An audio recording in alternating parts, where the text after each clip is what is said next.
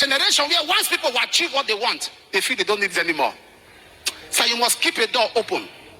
Because when you have passed through that door out, you need to pass through it in. Don't take off the ladder that helped you, because you may need to climb down. There are so many people today. We are in a generation where people think this generation has no memory. All they think of is today. Samson, the jawbone of an axe that helped you to kill 1,000 people, sir. That's not the kind of bone to throw away. You will know there's something in that bone. That it was beyond just a bone. There was power in the bone. That's a bone you keep in. There are relationships you don't break. For life. For life. Sir, for life. There are some contacts you don't break for life.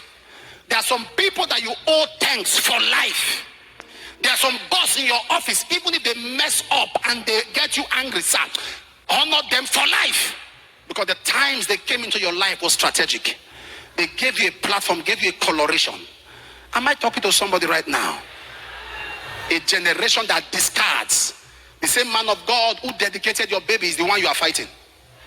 The same pastor who dedicated your baby, and that's your church, that's your branch. That same pastor, you will sit down, you will finish the wife because you feel you don't need a jawbone anymore.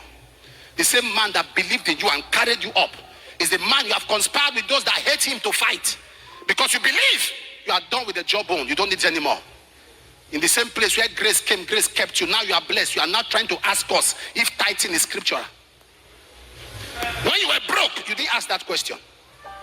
When you were stranded, we are in a generation. There are many of you looking at me now who need to cry to God for repentance, because you feel you don't need a jawbone anymore. Before you got married, you lay on the altar, you cried, you wept, did everything. Now you are married. The baby that God gave you is the reason you can't come to church early. The miracle God gave you is now the reason. I can't cut. You know these children. Yet people have 10, have 8, have 6, and they don't joke with service. You walked out of a grace thinking you have arrived, not knowing the grace still has so much to cover you. If you stayed under a grace for 10 years and you think you have so much, just imagine if you're under that grace for 20 years. If people's multiple good cannot swallow their tiny wrong, then you have a bad heart. The good they have done should be what will fill your head, not the tiny wrong. You know, in the generation where if you keep supporting, the day you don't support, you're a bad person. Why are you there for me? Why are you there for me? He had not done anything. He had not done anything. I don't care. So now you are not feeding me, I don't care.